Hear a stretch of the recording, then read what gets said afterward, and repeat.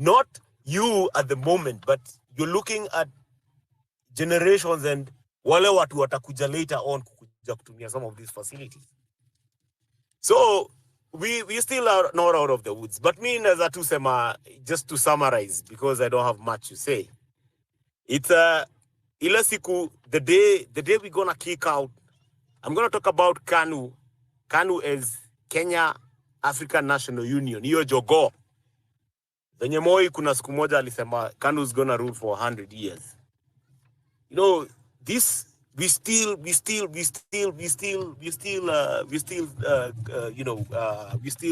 slaves to that KANU, you know, and even the current leadership is all about eating. Na ile siku tutabadilisha governance, that is the day we're gonna start having changes. Yeah, but for now we are just somewhere, you know, we don't even know what will happen. So kama niyo airport watu itachukuliwa, you know, vitu zita happen. We don't know the fate of your Adani, kama watasaidia ama whatever. But this is not good. And maybe for me, it all starts with the leadership. We have to change the leadership 100%. Otherwise, we appreciate Pipita for your hosting us on this forum to at least give some of these views. Asanteni sana. 5,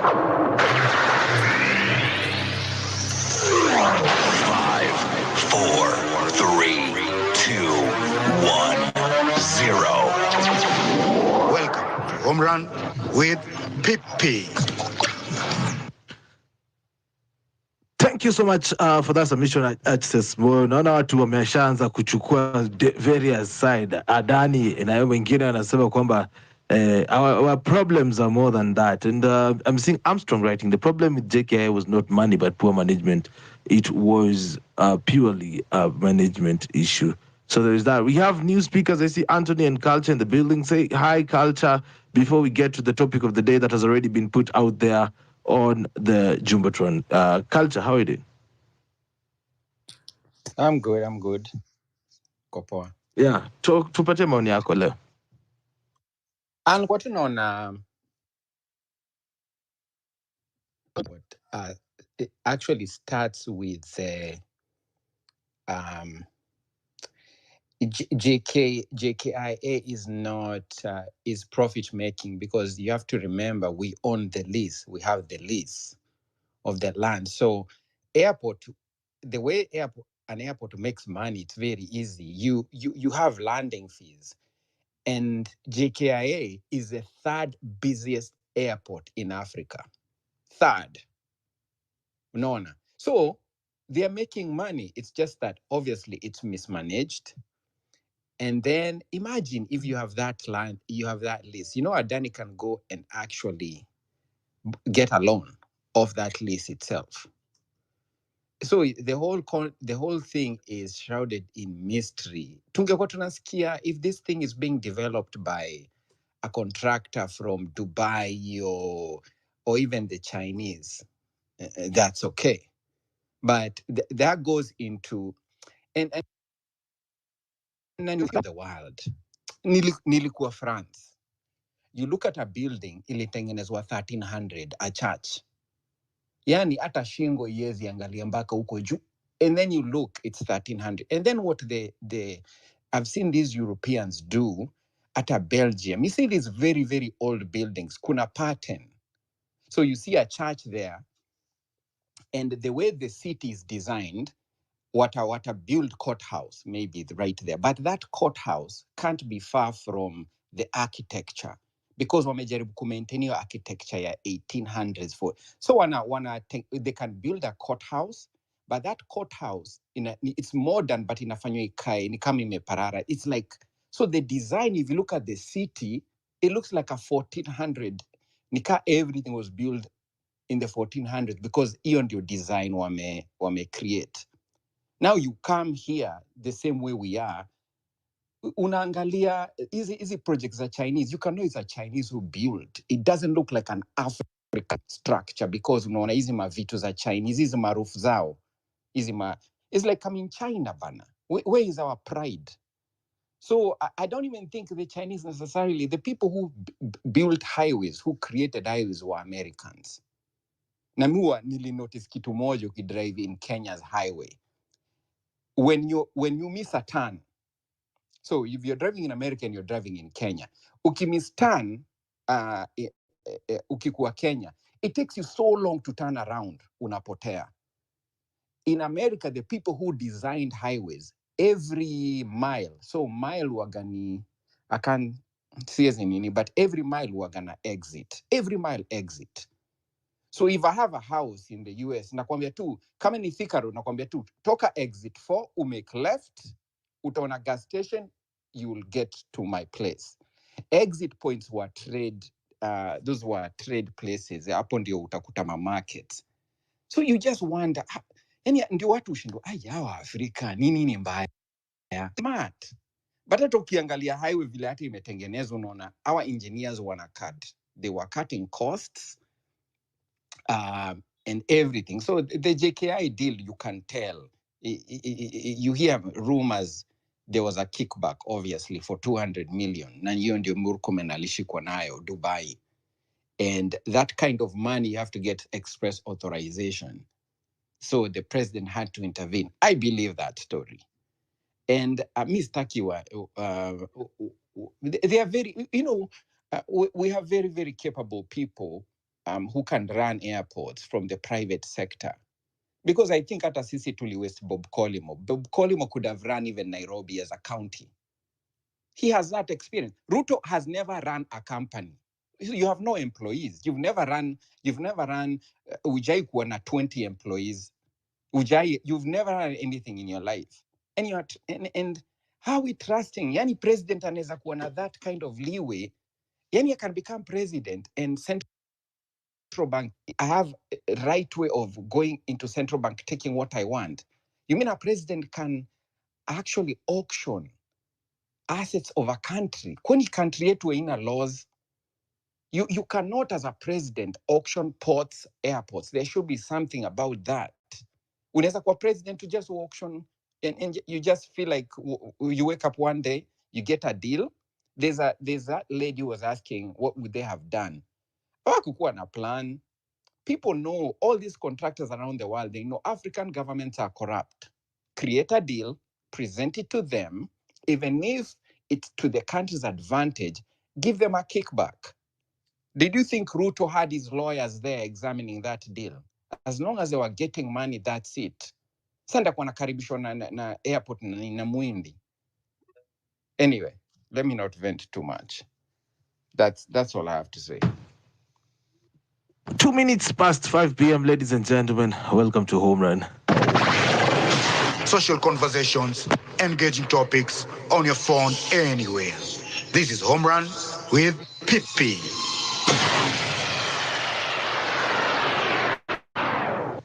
Mabibi na mabwana, you're listening to Home Run with Pipi, comes to you each and every weekday from 4 p.m. all the way to 9 p.m. East African time. And now we are into the conversation hour. The first hour is always about opinion, what we call the opine time. And of course, during this time, we try to get to hear various opinion of people.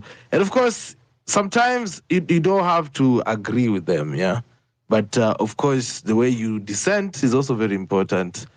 So that we can also have a flow of conversation. So thank you so much for tuning in. I'm here. My name is MC Pipita. You also call me Pipi, and I'm chilling with Jay Shiko, and of course DK Gift is also with us on the show.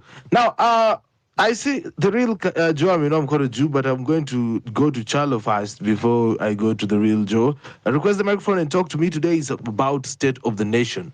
Now, the thing that that caught my eye, yeah, in this struggle, general struggle to fight for our country, and that is what I wanted us to talk about today, is the issue of money has become inaitwa tete, imekuwa issue kubwa sana, story ya pesa. When this movement started, when people started saying Ruto must go and the finance bill, reject finance bill, we had people were just saying niko na hii pesa, nataka kupeleka watu town. Niko na hii pesa, nataka tufanye hivi. Kenyans of goodwill came together and pulled together 30 million shillings. It was put up in a M-Changa account, and of course, Hanifa was the one who was put in charge of it. Now, people are fighting against Hanifa. So bad, so hard. Now, Morara Kebaso comes up and says, I want to raise 1.2 million so that I can get a presidential sound system. Then guys are telling him, wewe unaweza toa sound system na 30,000. Really? Okay, so for me, I'm of the opinion that if really Morara and Hanifa were to be found like guilty of disappearing Kenyan money, who is at fault here? Okay, so I sat down and was wondering to myself that, okay, we are opposing the formation of a party and also a grouping, but we also, how are we going to have a line of finances? Because it is clear that the movement is heavily hindered by the matter of finances. The government, bloggers, they are using that story of finances against the Kinamoraras of this movement, So I'm wondering if we could create something that could form it could be able to manage this money. Could it be easier for that? Or we just say kumbaya and let Kina Morara do their thing. And of course, if you do not want to give Kina Morara the money to support them, it's just the way we do it here kwenye home run with people. We do not force anybody to give us money. So, iwe ukiona huyu mjamaa anafanya kazi poa, you can send him the money, Because of course, he's using a car, this car needs service, this car needs fuel, you get. So you cannot just say, anaharibu pesa ama anafanya nini. So if you guys can't support, cannot trust, because finding trust is a big issue. And finances with no trust does not go well. So if you guys really want to have something of substance and you cannot support our very own when they come out clearly and open, wameandika mpaka let vote head, Mike, 4,000. Badala audit hiyo, watu wanaanza kutengeneza zile zinaitwa fake, what do you call them? Wanaanza kutengeneza zile za kumock hizo budgets, But it's okay. Some of them are too old to do that, but you could be surprised at how young and old people can get. Now, that is the conversation we're getting in onto State of the Nation today. What do you think should happen when it comes to the issue of finances in this movement? Because it is very clear that finances, you cannot run a movement without money. This is Home Run with Pipi. You look at what is happening even in Congo, you realize that they are funded, those rebels. You see NRM, when Yoweri Kaguta Museveni was speaking last week here in Kenya, he said NRM and Babu Wino have been seeing each other. You know why? This is Home Run with Pipi. So while you're here trying to invite and also create doubt, we are unable to fund our people who are willing to put down their lives and go out there and hustle and find the right truth. Unanipata. And we are also, there's an issue here. People are afraid that there is hidden interests. But also those ones who are not even hiding their interests, we are not even giving them a chance. So mtu amejitolea amesema kwamba anataka kufanya sound, ajifanyie presidential sound aende. When there are risks, number one, he could disappear with the money. All right? Number two, he could cause the best movement ever. So these things equal 50-50, guys. Now, it's up to us to decide to whether trust or go after him and make life hard for Morara for nothing. Because he does not need to do it. But he's doing it because he feels that his country is going to the dogs. And the people that are being fought for are also being the dogs themselves. So tuache hiyo mambo ya kupigana na our whistleblowers and all that. So yeah, when on that Hanifa issue, when time comes, I know she's gonna do something. Yeah, and I'm not going to comment on that. I don't want to tie myself down to money I did not touch. Even though unapatanga ulikulwa mangumi kwa pesa ya matanga. Homrani Pesa pipi, nani ilipotea Pipita? mute mic yako bwana we. Homeland Pipi is supported by you, the listener. By supporters today, pale hivi kuna tip jaline 0721948229. Help us pay our bills, hata sisi au msije mkatufanyia venyewe, mnafanya watu hapa nje. I see Effie is here with I see Effie amerudisha mkono juu. Effie, I'm gonna go to Effie and then culture and then we'll hear from Anthony, of course. Effie.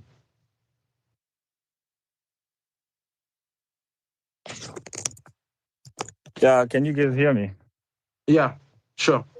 So, I just wanted to talk to my brother there. Alini mentioned that yesterday. He said something about that Adani project. I understand, Usha, you've moved on from that. But it all boils down to what I said earlier. Ethics. We lack ethics as a country.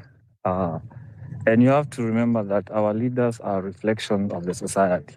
So if the president is corrupt, majority of us are actually corrupt. This is who we are as a people, but we need to change.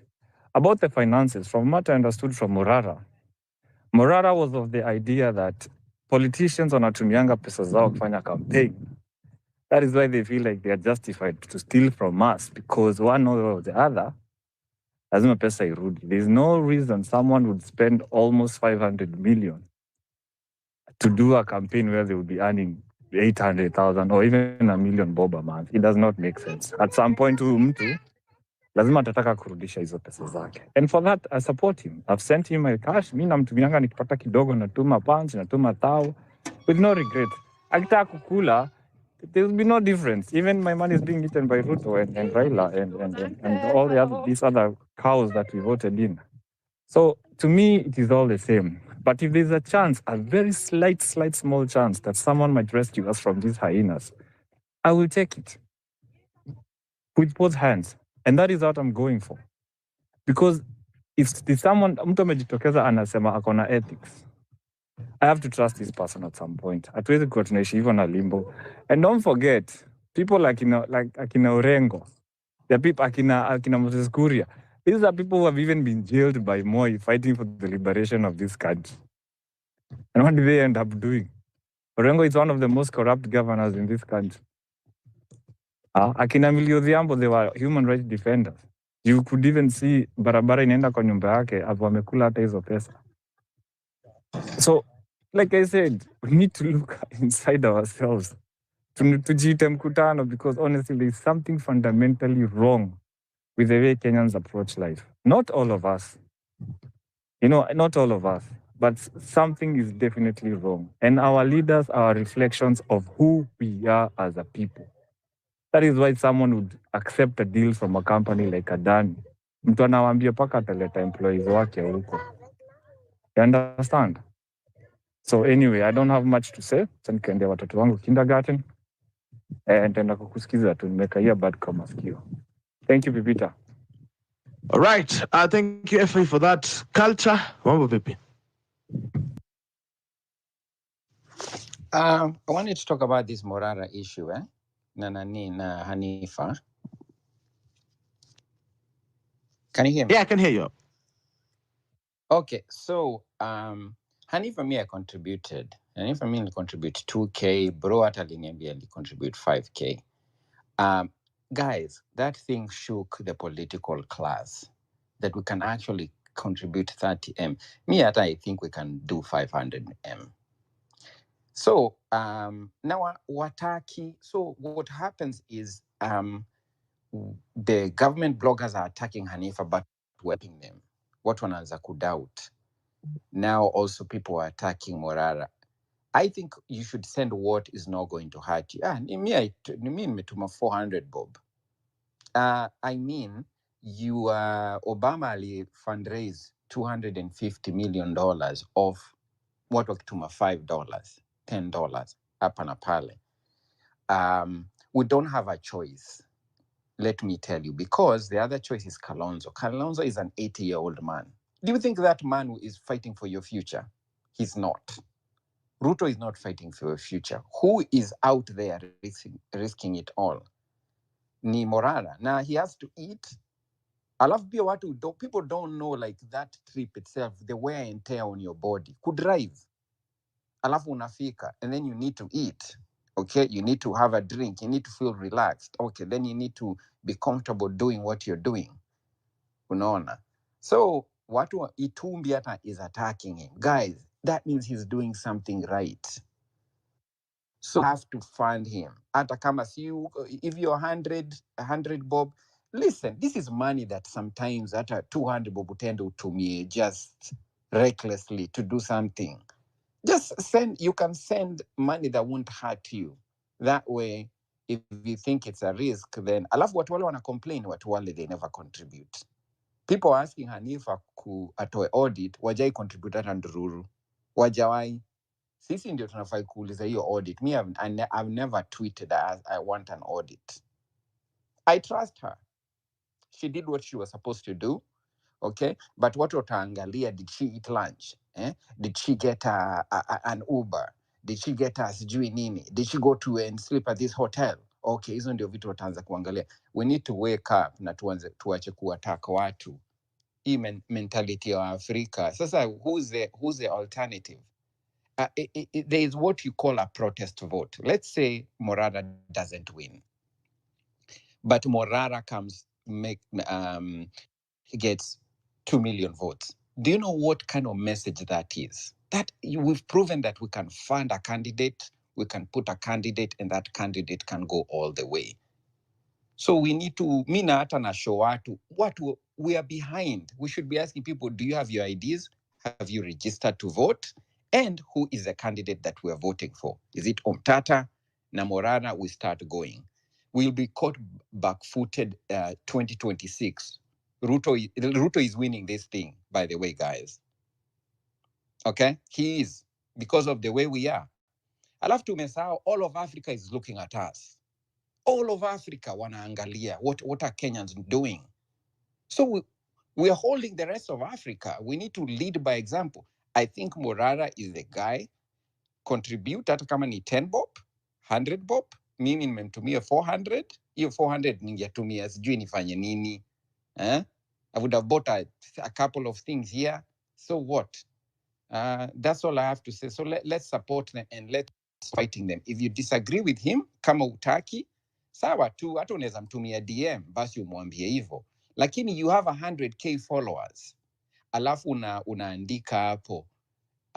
Alafu people see it. And then these people who call themselves bigwigs and mnajifanya sana.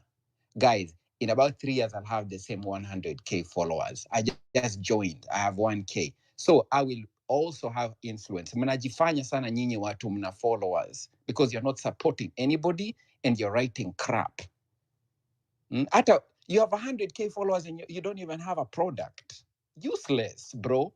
Hakuna kitu unafanya na 100k followers. You're poor. You're broke. You give me 100k followers.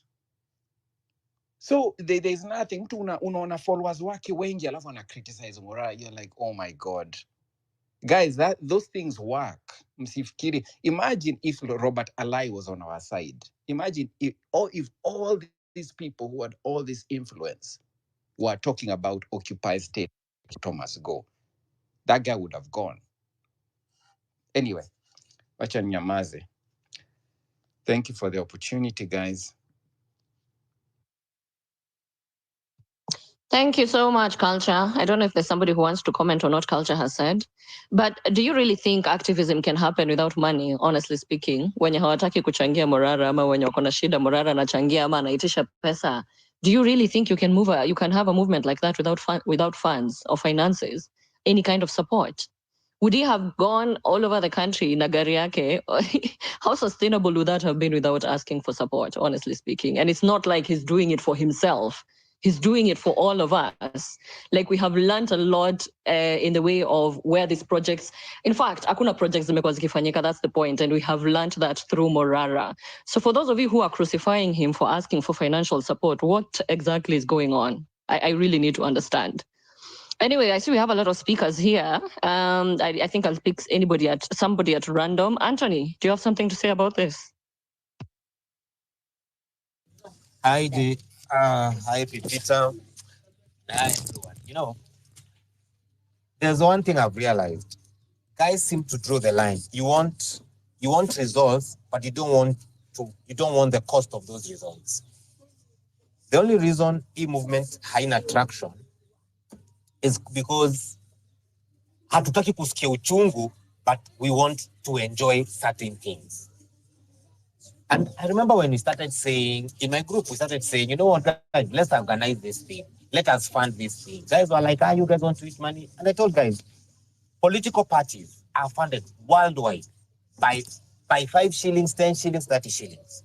One, it shows you, the people who believe in what Morara had, you believe in the cause. So much so you are willing to fund it. And that's why people say, put your money where your mouth is.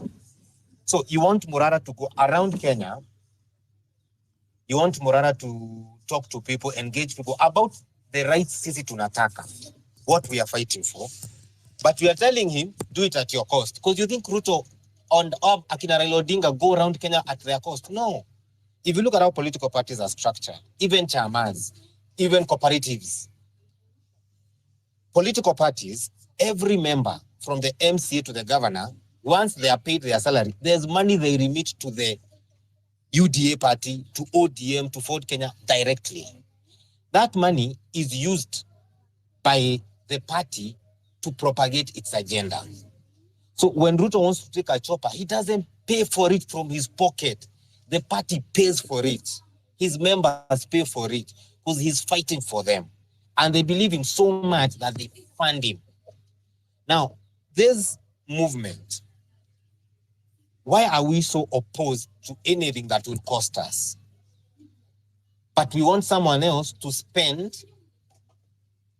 So are you saying that once Morara gains what he wants, he has the full right to enjoy it alone? Because him is saying, I'm ready to do the hard work, the work that no one wants to do. I'm ready to put myself out there. I'm ready for my accounts to be frozen by the state if they wish so. I'm ready for my businesses to be scrutinized. I'm ready for my family to be scrutinized. I don't think wase wanaelewa. Morara hana private life, iliisha.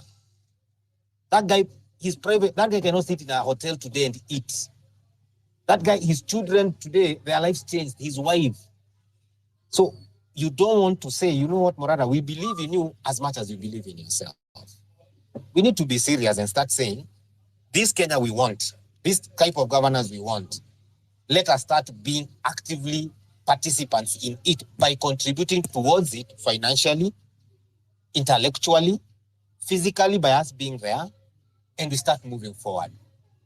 Just to land, I remember the day Morara hosted a space before he went to Kisumu. That space had over 1,000 people. But the day he said, I'm going to Kisumu, we meet in a petrol station, only 4 people were there.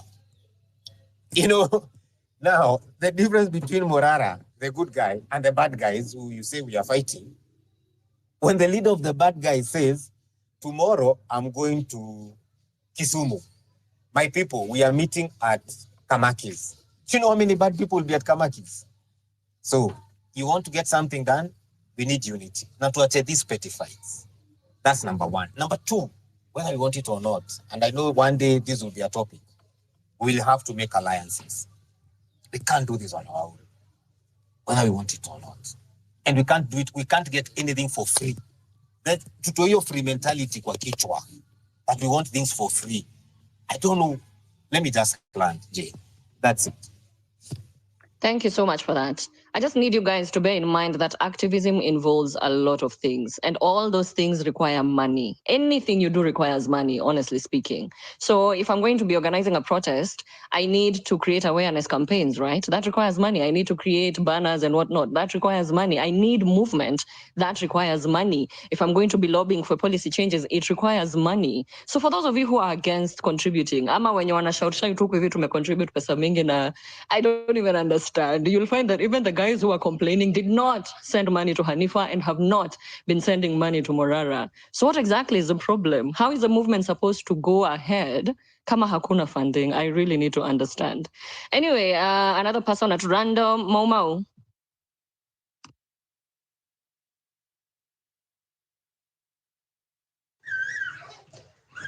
Good evening, and how are you, everyone? Good evening. Well, I'm happy that you have given me this opportunity to at least contribute to the ongoing conversation. I remember, and, even during the process when the demonstration were actually taking place, there were some spaces where you could find that people are clamoring for finding a leader, and actually I was somehow against it, and because there were no people who are coming out in open and showing that leadership or wanting to, let that privacy of theirs being interrogated by even the state. But here we have heard or we have seen one in the name of Morara, Kibaso, coming out to let everything go for the sake of probably making open things that are going wrong to this nation. He is just asking for us to support him. But you can see, and I do believe that those who are criticizing the support towards Morara in terms of the tokenism are the same individuals who are against the demonstration. And these are state funded. They are people who are being funded by the said guy who always stay there hovering with that portfolio at the State House, calling themselves, I don't know, HNID experts in interrogation. And these are the guys who have been attacking any effort by the Gen Zs. They have realized that there is a formation that is going to be formidable, that is going to be, if left unchecked, can give the current president hard time going to 2027. And that is what they don't want. That is why they are funding. They are ready to use money to ensure that they scatter these organization, the people, Morara, who has publicly declared that give the finances, given the muscles, he can run against the current president, because we don't have any other person who can give Ruto, run for his money. It is only Morara. Morara has nothing to do with the corrupt deals that have been taking place in this government and the previous government regimes. He is clearly trying to taint him. I have seen him. I have seen on social media these government bloggers now saying that he never even attended or completed his university education at Kenyatta University in the School of Law. You see, they are fearing him, and that is why they are digging deep into his private life. These are the same guys that we should stop listening to. They are bringing the issues of Hanifa here. We who contributed have no problem with that. I did contribute, and I'm contributing to Kebaso. Why? Because I know that I have trust in what in the cause of this formation. the reason why we are I'm tracted, and I know that it is gaining traction. Those who are saying that there is no traction towards this formation, I completely disregard that, because I know the reason why people are glued to listening to the Vampire's Diary is because this gentleman has been opening our eyes. There has been launching and relaunching of this project, which they are only used for the purpose of political gain by either those who have been there or those who are currently here. I completely do not see any differences between the current president and the former president, the current deputy president and the former deputy president. They are using us. They are trying to whip our emotion. They want us to have sympathy to probably one who appears to make us glue, rally behind the one who appears to be fought. They have been using that, and it has won. Do not change tactics when they are working. Those tactics worked with the former deputy president, who is current president now. They want to use it with the current deputy. Nonsense. And that is why we should continuously focus on trying to bring ourselves, we, the people who are for this nation, because politicians are useless. Their work is to use us. Once they are done with us, they dump, purporting that they are for us.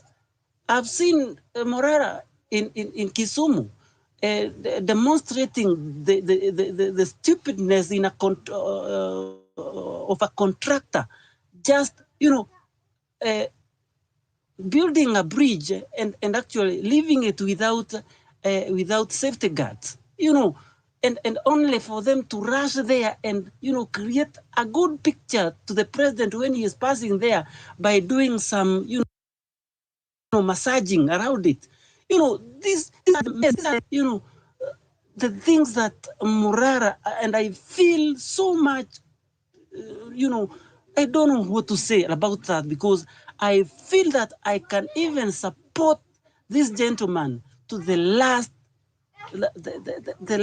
coin of my life, because he is opening our eyes.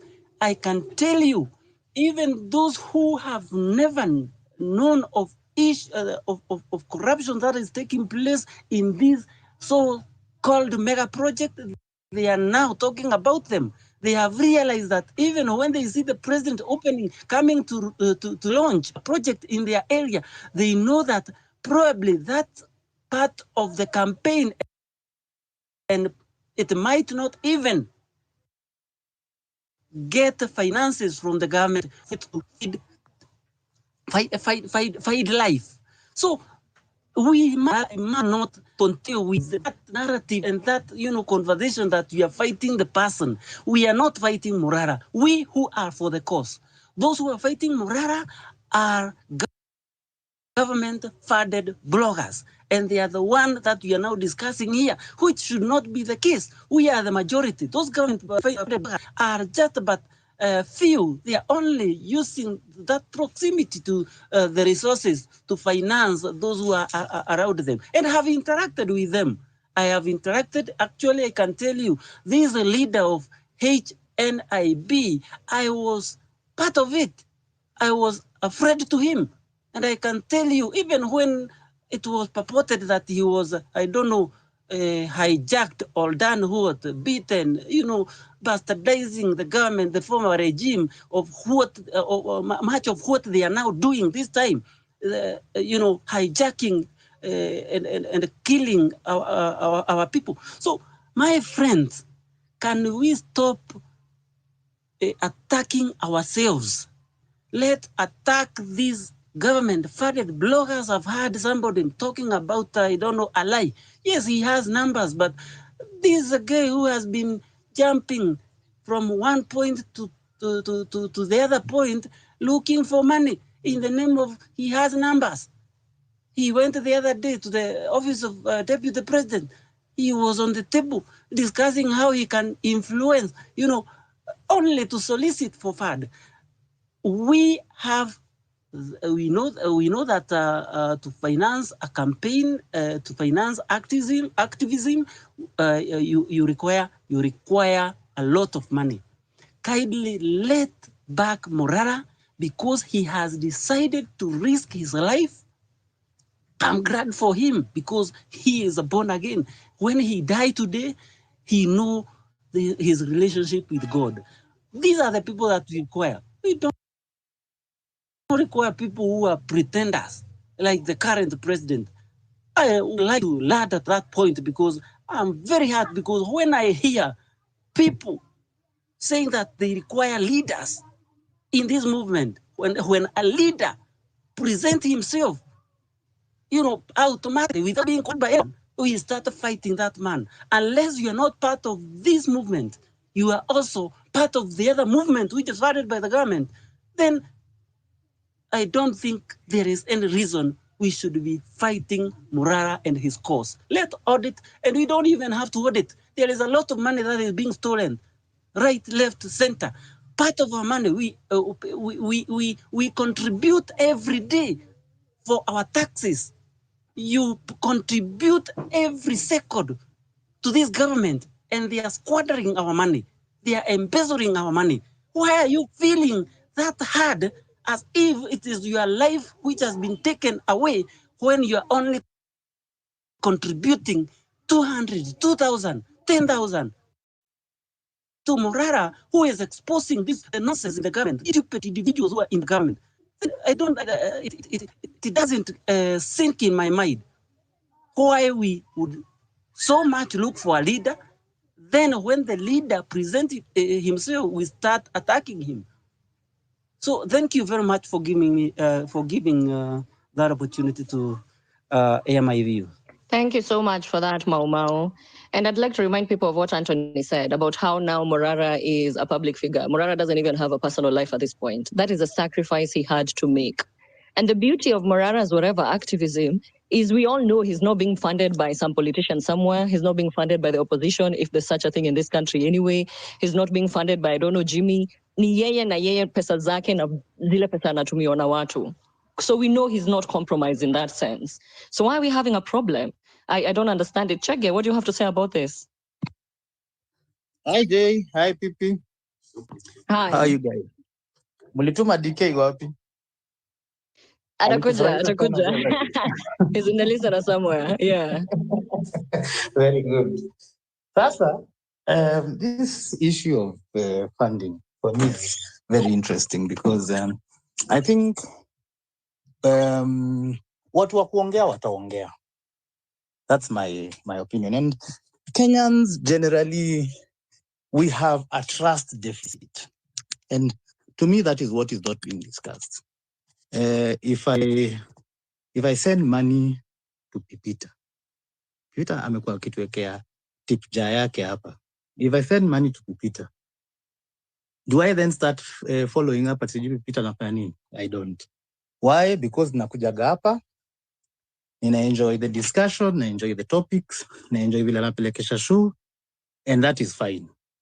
Now, if Pipita becomes rich, then sasa nianze kukatch ama watu anze kukatch. Now, the fact of the matter is that kuna watu watasema whatever they want to say because of, whatever problems they are having, wanabeba tu shida zao wanalete. A guy like Morara alijitolea, ameanza kuinject way before, and he has shown leadership in that sense of accountability. What projects are these people launching? Are these projects real? How many are being relaunched? Tumeona juzi nini plaque imetolewa Nakuru, si ndio? This would not be happening without Morara. Now, to expect Morara to do all that with just whatever funds he has without support, for me is just ridiculous. And anybody who follows international politics, if you look at how in the US, political parties are funded and campaigns are funded. They are funded by the people. Like Culture said, $5 ndio wanakuwaga the biggest contributors. Okay, until probably last year, $5 was just 500 shillings. When the dollar was at 100. Okay, now it's probably something like 700 shillings or 800 shillings. What were 800 bob? So even less than a K. Now, if we don't fund people like Morara, if we don't come together and put money that will help anybody who wishes to stand up against bad governance, even here, people here that are talking passionately, guys like Anthony, they are putting themselves out there. They are trying to gain, to contribute to the discussions and everything.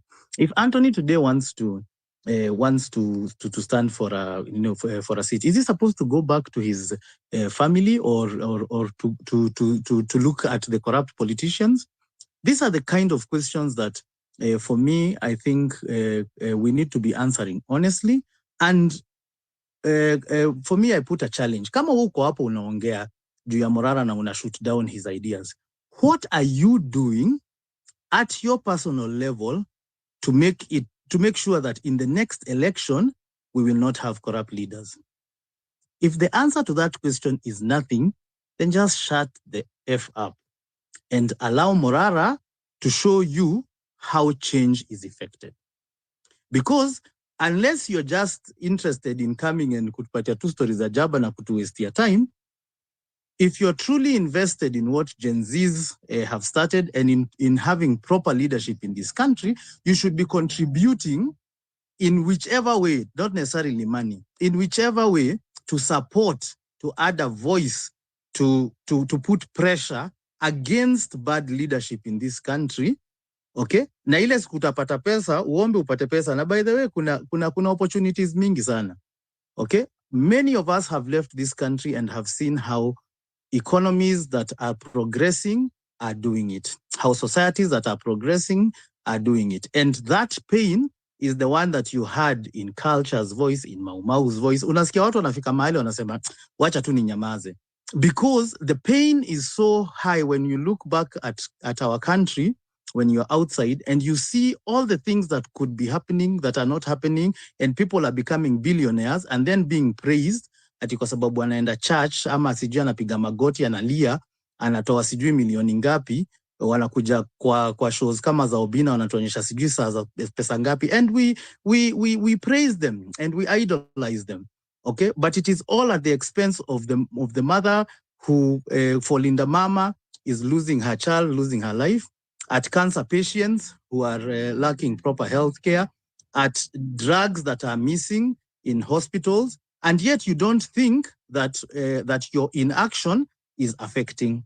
So I think Pipita, Jay Shiko, DK, when we are discussing these things, let's move the things forward and let's try and reduce the focus on people who are not progressive. Kwa sababu, to be honest, hawatawaisaidia. And 2027 itatupata tu hapa kwa stories za jaba, and yet there is people who can be funded, who can be supported, who are having movements that are meaningful and that will make change. Ni hayo tu kwa sasa. Asante sana Chege, and very solid points from you. Victor, I want you to come up. Unasema if we want to change Kenya, our money must follow suit. Change is not going to happen without our involvement. Contribute, send money, wake up Kenyans. Victor, karibu sana kwenye mic. Asante sana. It's been a while since I've been here. Pipi, uko sawa? Pipi is somewhere, but I'm sure ako sawa. Okay. All right. Sawa. Okay, today I want to speak about three things, and I hope I'll be able to connect them. Number one, I want to speak about house niggers. I'm sorry for my language. Number two, I want to speak about Dave Chappelle. And then number three, I will try to connect those two with what the discussion today. You know, during the slave era, before Abraham Lincoln banned the slave trade, a lot of slaves had opportunities to go or to leave or to run away. But simply because the master had given them a nice room somewhere, and they were in control of all the other slaves. They thought that their lives are better. So they never saw the predicament that they are in. So to them, they were always the better slave, you know? So, and that is majority of us Kenyans. We see ourselves like that. Yeah? We see ourselves as the better slaves. So as long as I'm doing fine, as long as I had breakfast in the morning, as long as I had lunch or dinner, I don't believe that there's somebody somewhere who slept hungry because a politician misused some money somewhere. So we never put ourselves in that realm until shit hits the fan. See, we've seen people here and we've always seen tweets around where somebody was mocking people doing some things and then kidogo kidogo mzazi amekufa ama mzazi ako hospitali ameweka mchanga. So we've seen those things on Twitter and people go and dig back and show them, look at what you were doing. I mean, and even today, was it even today or yesterday when I saw these people protesting at the airport and I saw people were like, but when we were out, some of you were just quiet. So that is number one, house niggas. Number two, I want to speak about Dave Chappelle. Dave Chappelle is an American comedian, for those who don't know him. And he has done many of these Netflix series, Netflix specials. And in one of the specials, he speaks about Colin Kaepernick. Colin Kaepernick is the guy who started kneeling down to the American national anthem. And he was kneeling down as a sign of, just to protest against the injustices and the issues that African Americans were going through, or people of minority were going through in the US. And there was a lot of backlash towards him, There was a lot of backlash towards him. And, he was even chased away from his, I used to play American football. The team, they never renewed his contract. And then, so he went out and he became this icon, and he's still an icon now. And he's been training and trying to kind of get into back to playing the game that he loved. But apparently there's maybe some silent agreement between the club owners that none of us should get that guy back onto the roster. But why am I bringing this up? So Dave Chappelle, in one of his specials, speaks about how sometimes one of us comes out and decides to fight against the system. But we are just onlookers. Some of us are just onlookers, and all we do is criticize. Oh, he's wearing a bad shirt. Oh, he's doing that. Oh, he's doing that. Oh, now he wants money. Oh, now he wants that. Now he wants that. And what he reiterates is that if we could only support this guy who has come out and make him feel that we are with him, then another Morara will come up. And after that, another Morara will come up, and another Morara will come up. Look at what Boniface Mwangi has been doing in this country for time immemorial. Yeah? But you always hear, oh, amelipwa. Oh, anapigia wazungu picha. Oh, account imejaa, blah, blah, blah. But has our lives ever changed? No, our lives have never changed. In fact, it's gotten worse in some cases. Yeah? It's gotten worse in some cases where corruption peak. Yeah? Right now, personally, I took my grandmother to hospital. I sent somebody to take her to hospital last week, and I had to transfer her to a private hospital because apparently there were no syringes in the hospital. In my county, there were no syringes in the hospital. So because of that, even medication kupatiana dawa ilikuwa shida. So I had to transfer her to a private hospital, a local private hospital, ili asaidike. Unaona? And these are the realities on the ground. But imagine the time Boniface Mwangi started talking about this corruption, impunity, and blah, blah. Had we supported him, had we listened to him, saizi tungekuwa na like 1,000 or 100,000 Boniface Mwangis. But we kept castigating him. And if juzi amejitolea hapa tu akiongea akifanya vitu zake, and you see the house niggas, they're trying to put her down. Nani alitokelezea hapa pia Kasmuel na vitu zake tu. Na if you look at all these people, what are they doing? They are trying to champion for a better Kenya. Saizi Tarus pia ako hapa, unamwona hizo hashtag zake, Kenya ni home, Kenya ni home, and whatever she's saying, you may disagree with what she's saying, but whatever she's saying is the reality that is bedeviling us as a country. Unaona sasa kama saizi senator ama women rep ati free pads campaign. mnaenda kuanika wasichana wetu kwa jua na mnawapiga picha na mnawapost kwa social media ati free pads. That is indignifying. It's so indignifying. Mi kwanza hizo vitu nachukia kabisa. Ati mzazi wako ameenda kupanga laini kwa jua ati bursary forms. Alafu unaona some people will justify ati at least huyu anapatiana bursary. No, that shouldn't be the case. But it's because we've allowed all these negativity and bad governance, and tumekuwa conditioned into such a way that we are like beggars in our own country. The MP is not giving his own money, he's giving our taxes. Yeah. You do think Sholei or even Orwoba is buying parts with her own money? No way. It's our taxes. It's the taxes that me and you pay. Eh? Saizi ukibai hata bundles hapa ama ukinunua stima unaona hizo taxes zote. It is those taxes that are going to pay for those pads. Yeah?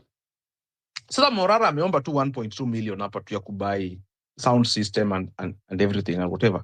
And guys, you guys are not even seeing, those who are criticizing, you're not even seeing that the guy is already in a Prado, running around in a Prado that costs more than that. Yeah? So he has not asked you to buy him a Prado or anything. Ameomba tu sound system. Tumeanza ile tabia tena. House niggas. Yeah? And that's the problem. We have to find a way of getting this out of this mentality. Yeah, huyu jamaa anaenda kuwa enriched. Huyu jamaa anaenda kuwa enriched. Yeah. So you think 1.2 million can change Morara's life? If you just look the way he carries out himself, you think that can change his life? And it's not like he cannot afford it. But what he's trying to do, anajaribu kusema, this is not my own thing.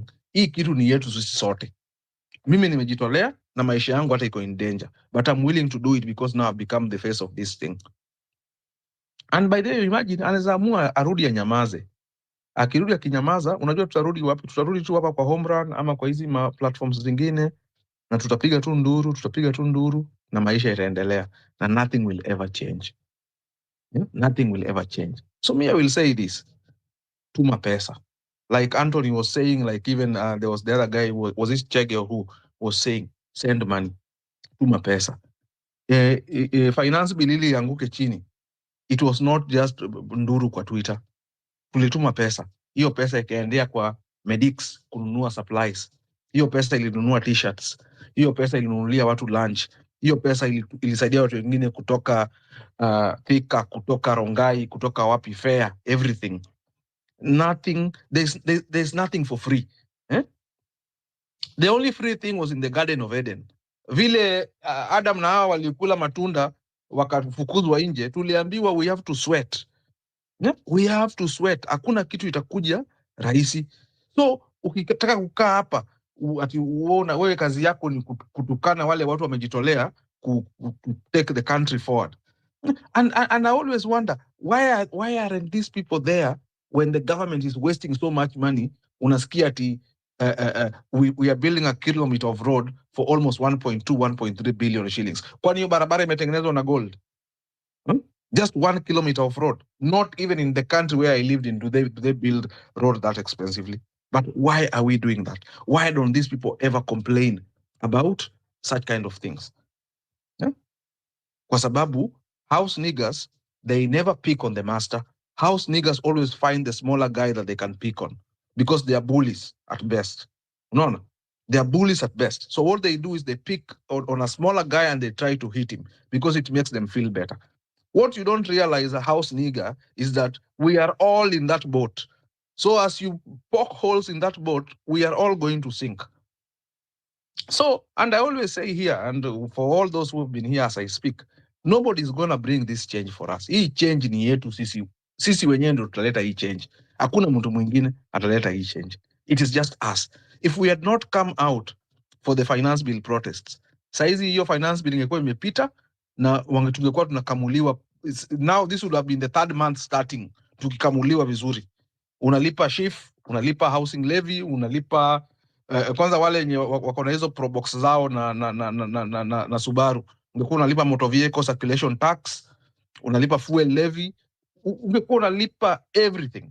But because people went to the ground, because some people died in front of that parliament, not even died, were shot dead in front of that parliament, those things never pass.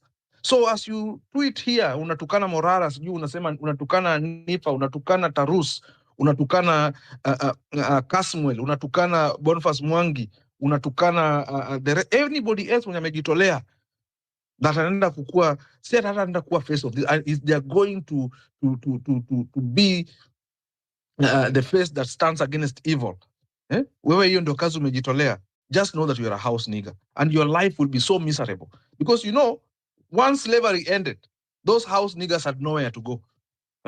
The whole society sasa macho ilifunguka. Some of them now had to live with their families kwenda kuishi in faraway lands. They were cut off totally. And that is what some of these people, guys, we should not be forgiving. Hii maneno yenye sijui hata Kibaki alikuwa anasema ati Moi ameiba, sasa we are a new dispensation, tunasamea watu. We should not be forgiving.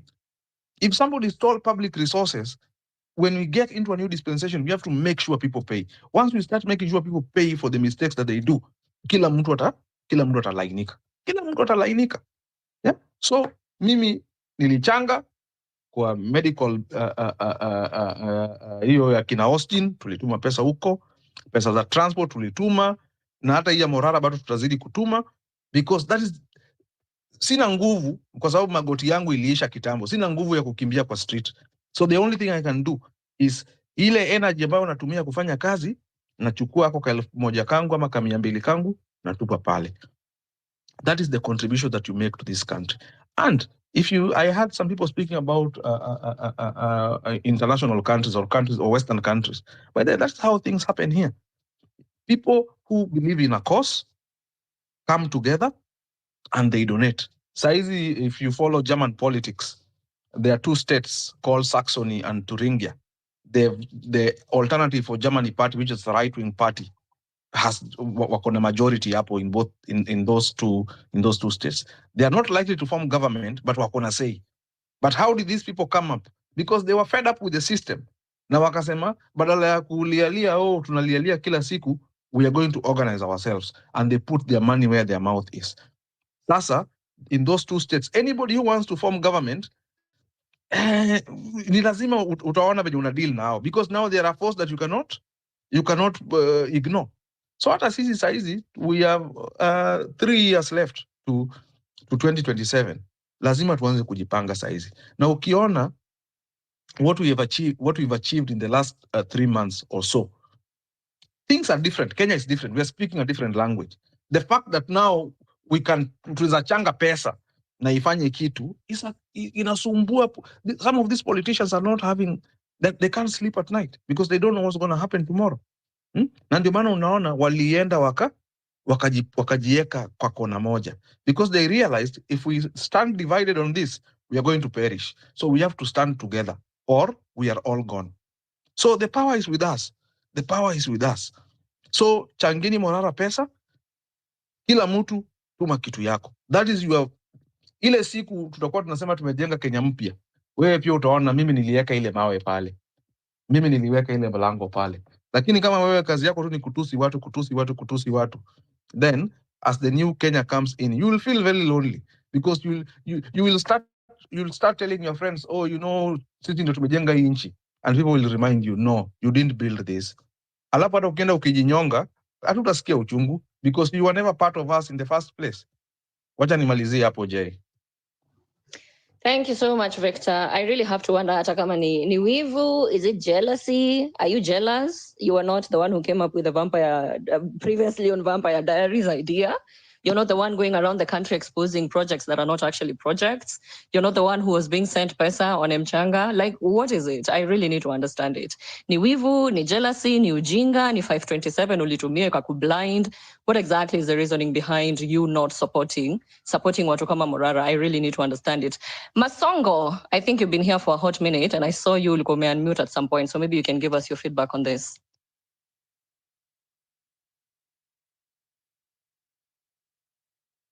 Masongo, the one, are you there?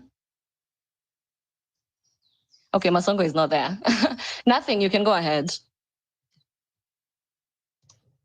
Hi, everyone. As usual, I start by saluting the martyrs we lost for a good cause and the injured and everyone at that matter. I think this is a lovely topic for a simple reason. We have seen these social engineering attacks against other people. And it's not just along financial issues, like that story for Hanifa. It has gone on for endless period and for no apparent reason. If you ask people why they're attacking her, they will not substantiate. And then now that the audit report is about to come up, and I'm the one who tweeted, I said, some people want that audit report so that they know which families to exploit.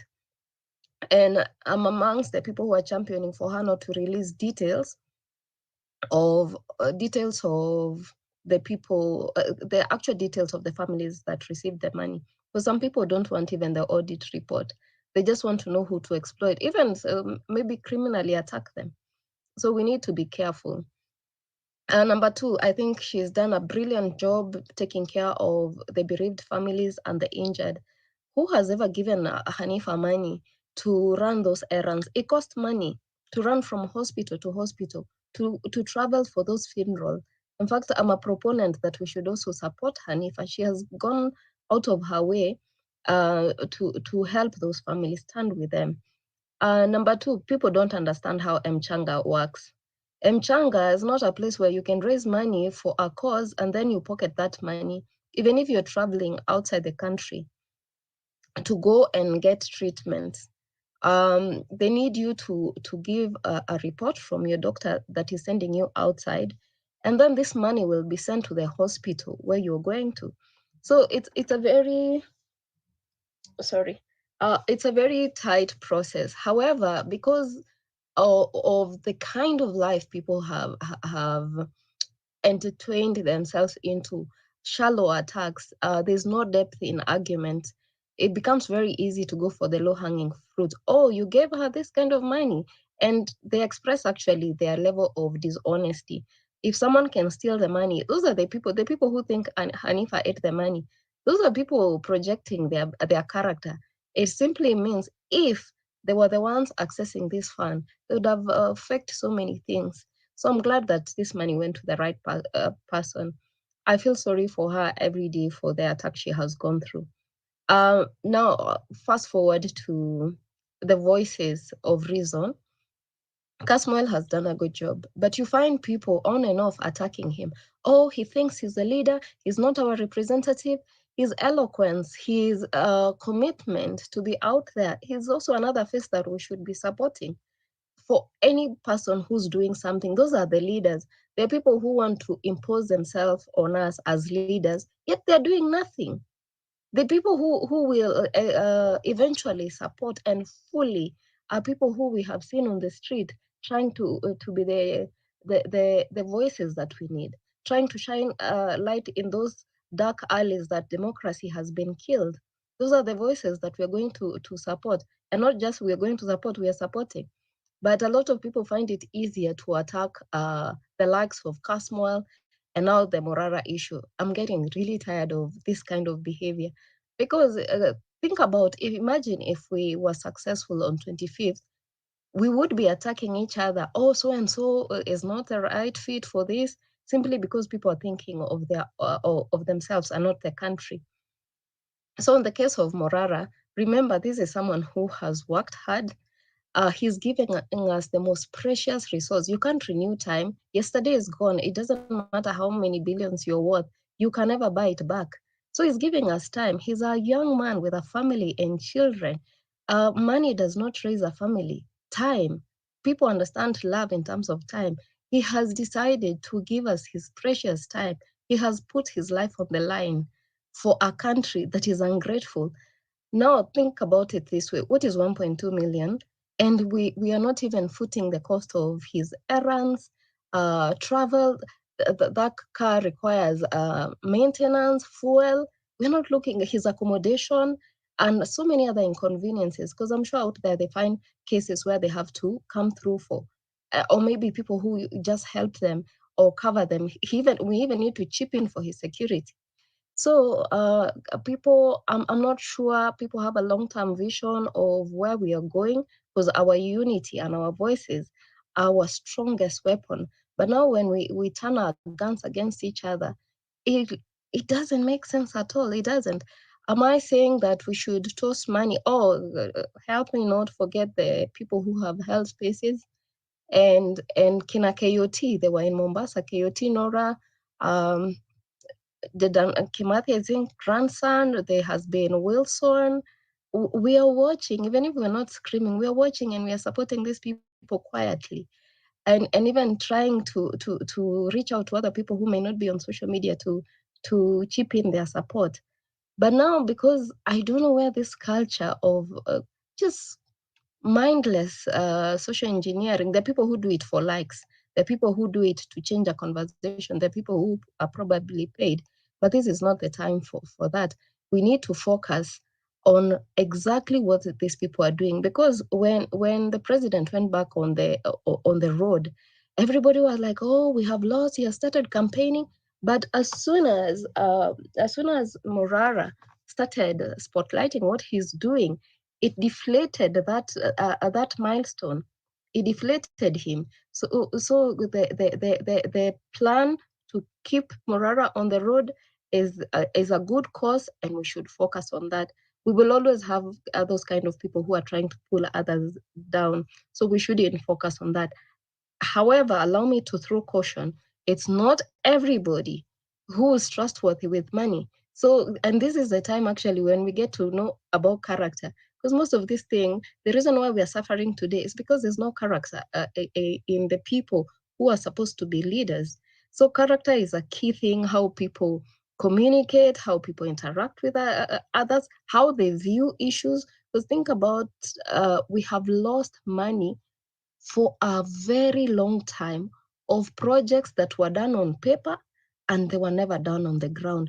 If these people over the years have been doing the work they were supposed to do, now the projects that he's exposing, we would be very far. Why do we build roads every other year? Why can't we decide we're going to do this roads project and then we go into other developmental projects? But because we didn't, some people knew that this was a pattern, but because it was not predominantly in the public domain, these people got away with looting the country. So we can forgive ourselves, and I think we need to also look into how do we resolve disagreement. Another thing, it's not just an attack on finances. I was in a space where someone said something, and you start, we're focusing on the right thing, which was Occupy JKI, and then someone says something that you don't agree on, and people become expert. We cannot be expert at everything. We should be able to, and whatever they said, it was not criminal. It was just about their faith. We should be able to realize there are people from different walks of life, and we should embrace them. But the key thing is to work together. But if someone says, I believe in God, it's not cause for attacking others. So let's look out for, even there's another guy called Galma. Galma is doing a good job. There are people who meet in town. I think it's at Givenchy Garden. We need to support those people. And then overall, we need to look into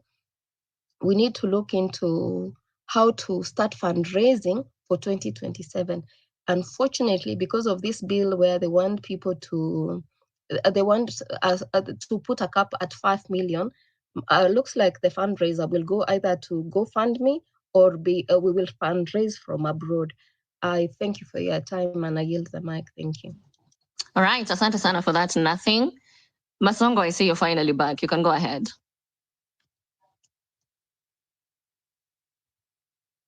Okay, Masongo, I give up on you. Al-Kebulan, would you like to come in?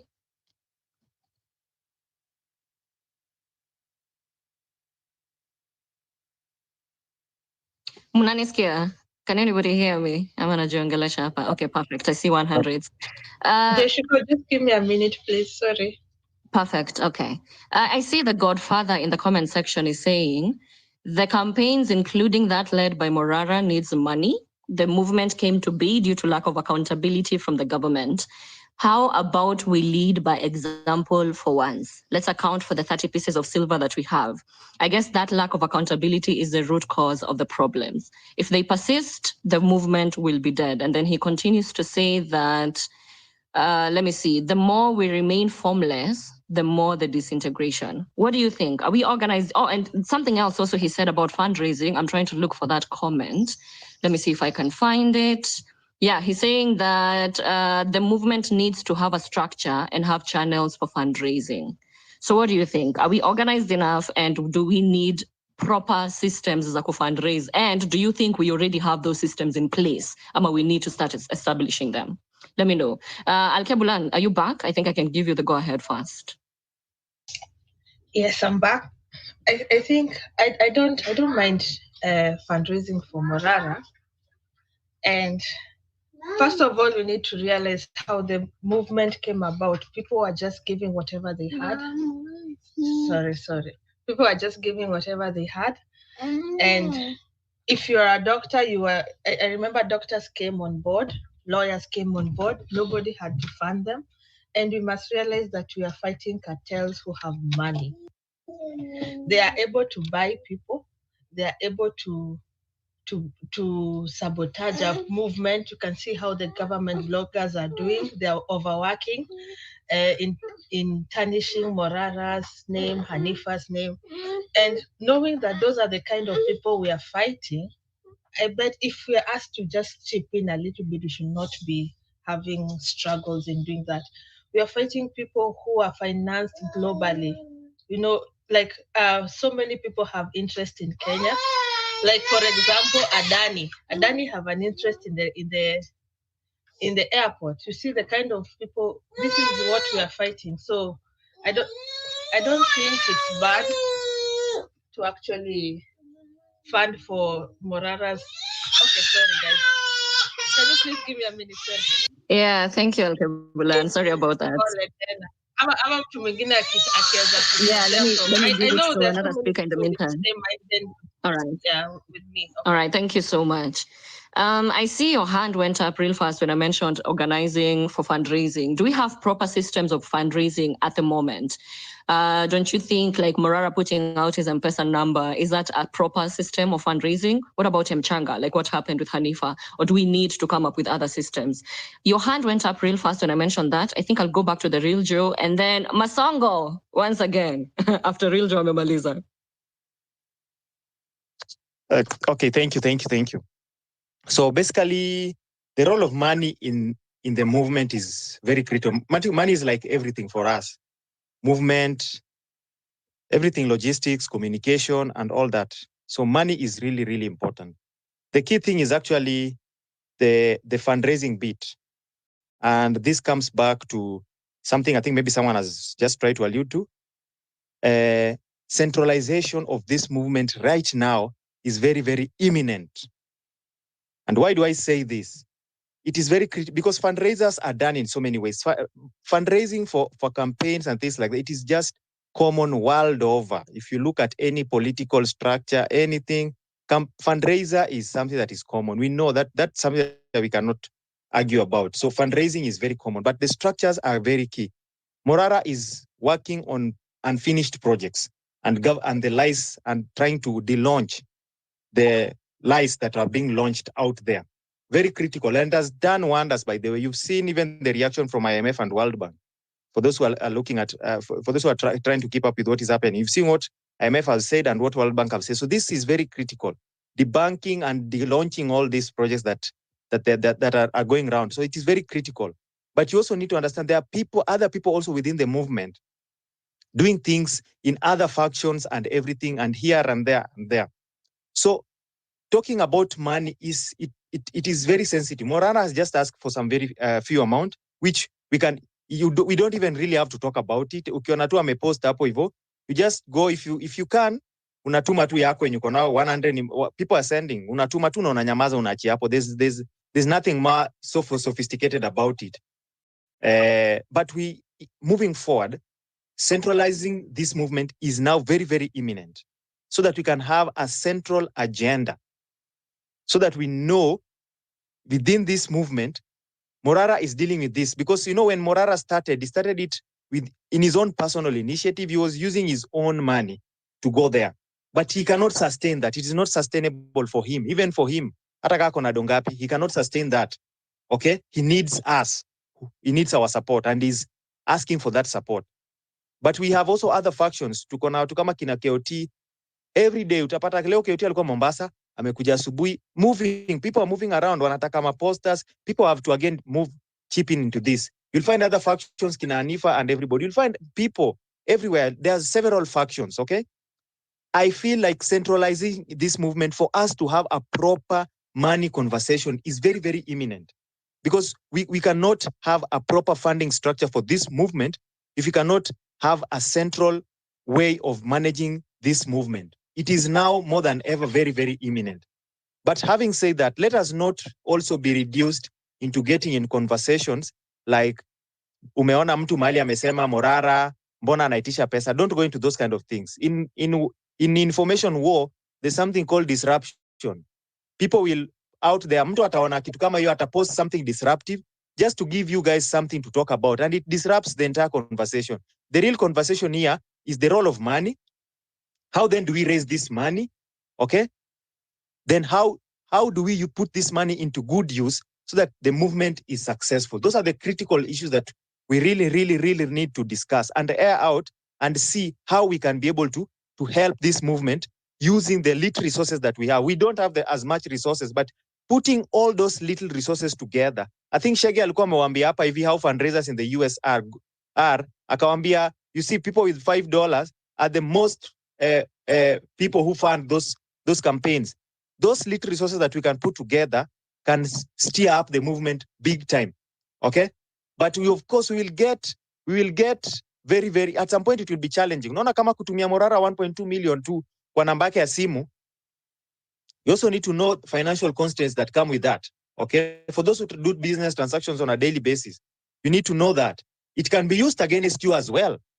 And that's why I'm calling for a proper structure so that we know kuwa na proper structure, na hii proper structure imechanneliwa pesa. We can really channel money hata more than 500 million. I'm telling you guys. Not ati tuna contribute ati hizo mapesa kubwa kubwa.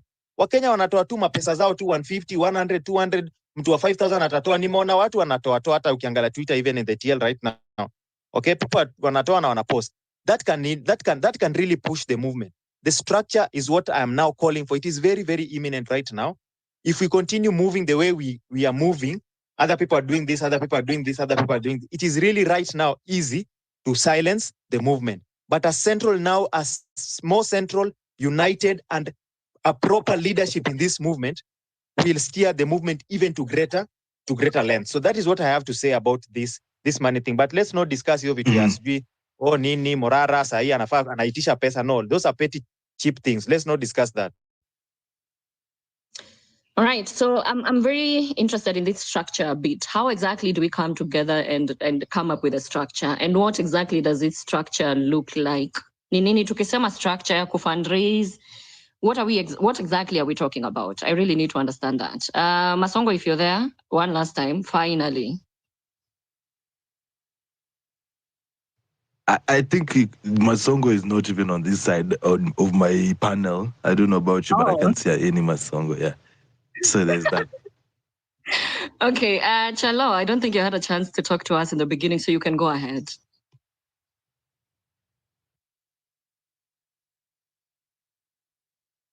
Chalo, ako pipi on your end. Okay. Yeah, I can see Chalo. Chalo, go ahead. Chalo Mwaki. Yeah.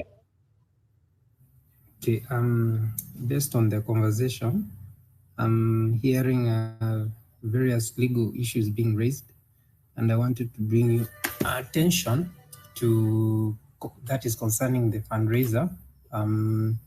Last week, we had a deadline to submit the public fundraising bill. I hope you guys submitted your memoranda. That bill sought to provide conditions when you guys are doing this so-called mchanga and public fundraising. And I wanted to impose conditions such as permission by the cabinet secretary. However, that bill did not bring it out clear what is public and private fundraising.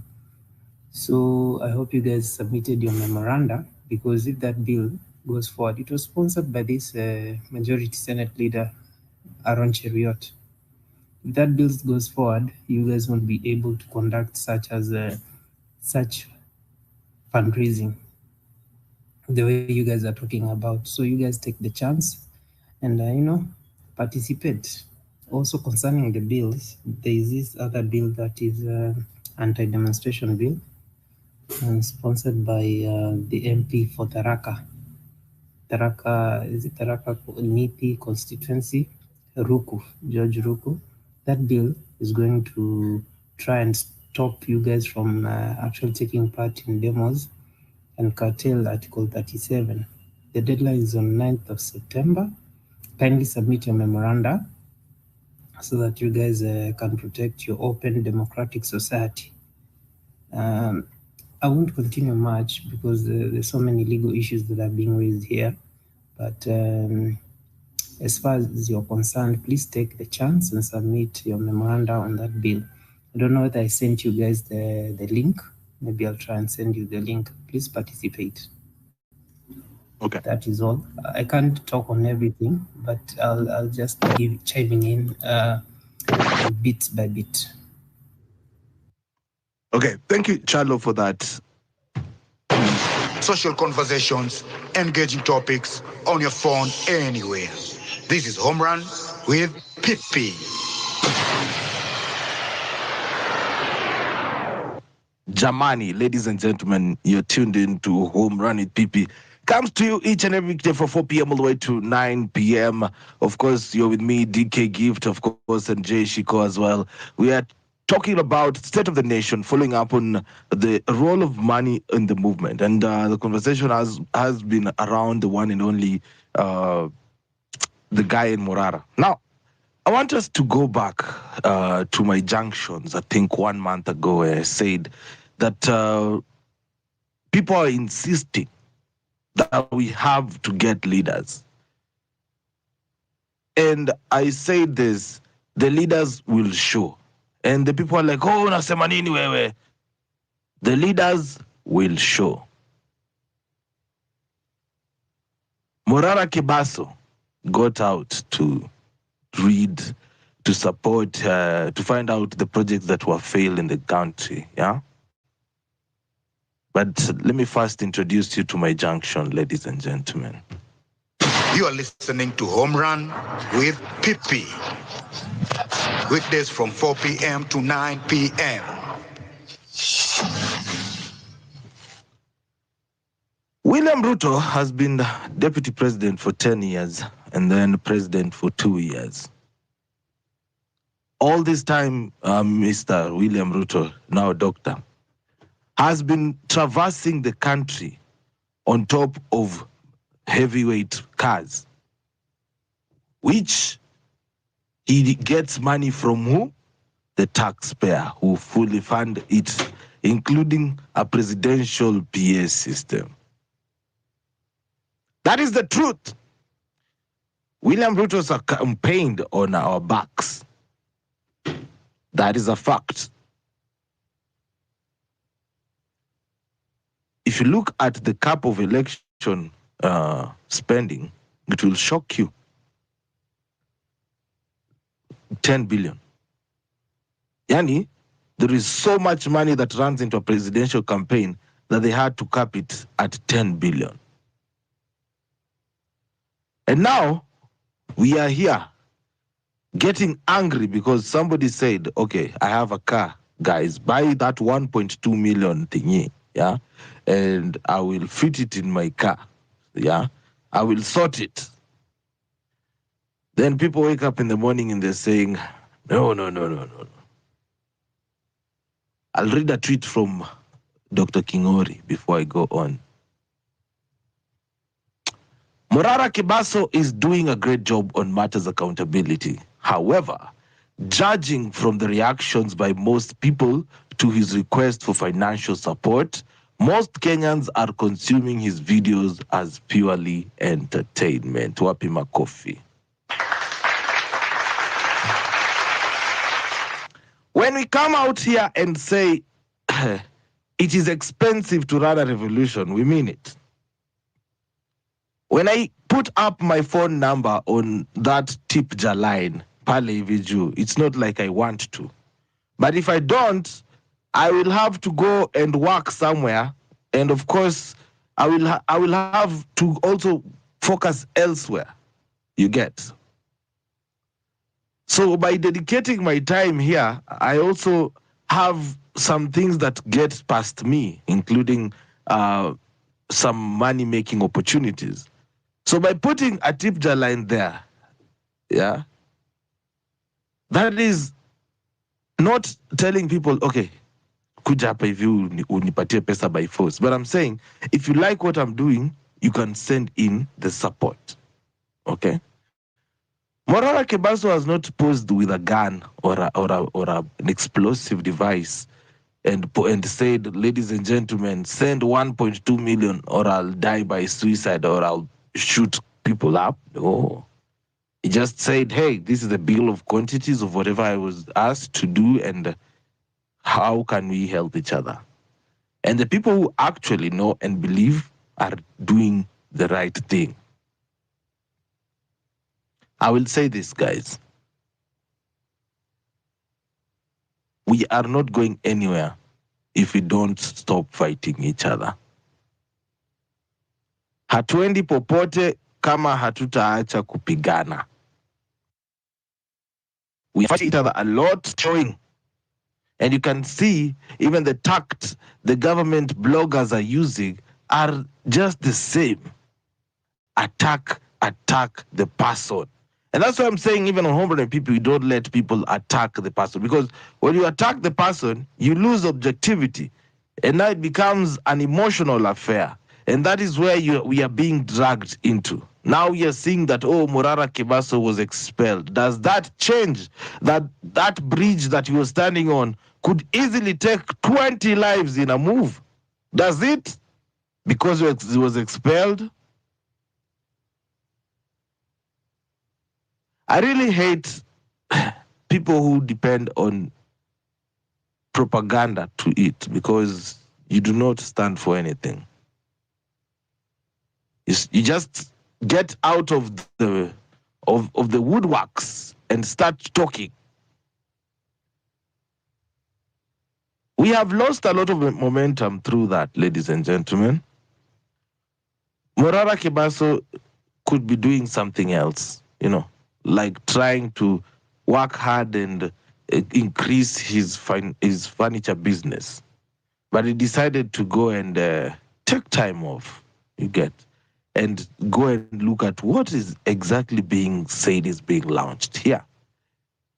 And if Morara Kebaso was not doing something, why are chiefs all across the country removing those launched plaques? Why?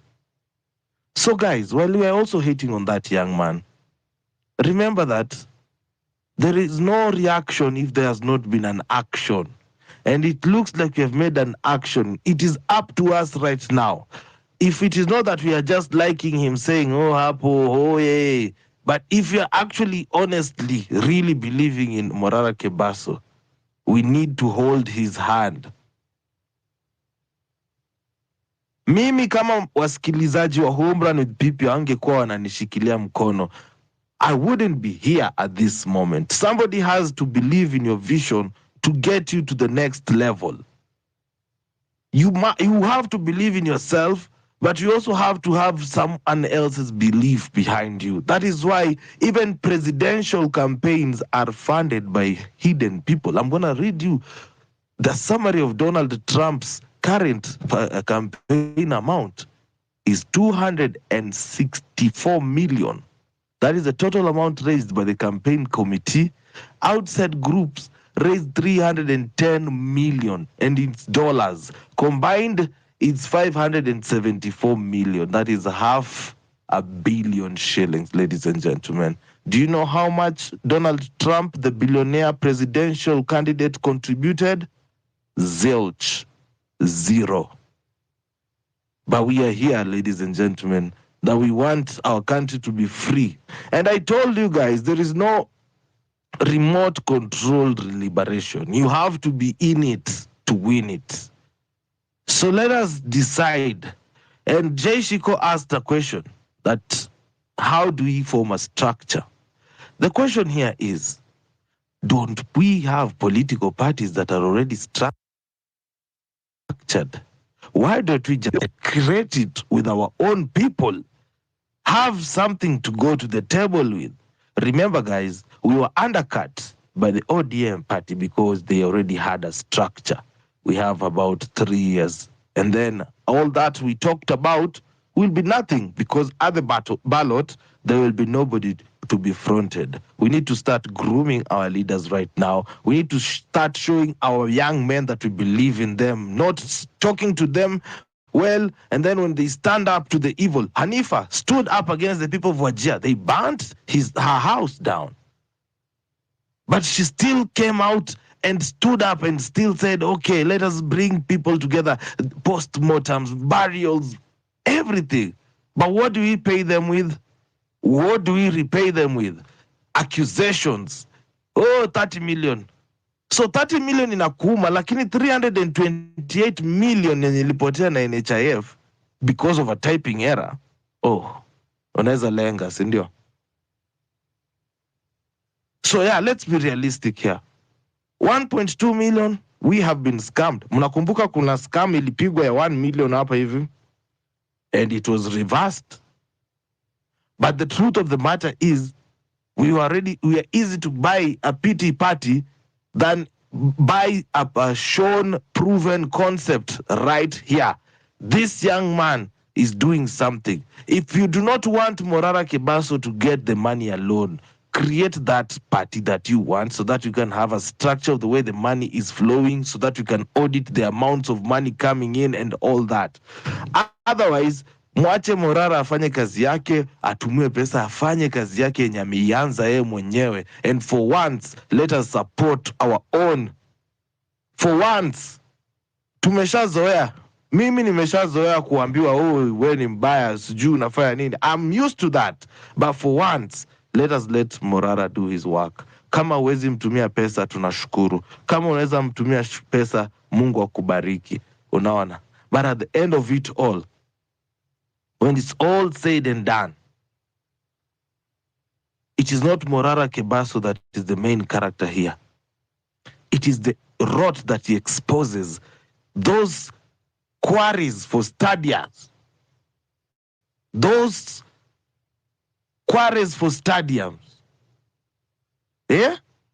Zenye zimekula 110 million, 200 million, 400 million. Those quarries for stadiums are the ones that should make you angry. But no, wacha tukasirikie huyu kijana kwa sababu ameomba pesa ya kaunda suit. Wajinga nyinyi.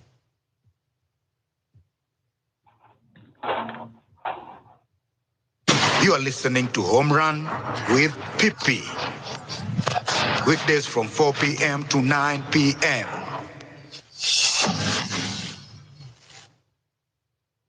Wesley Masongo, you've been trying to reach us for a minute. How are you doing? I'm good. You hear me? You can hear me now?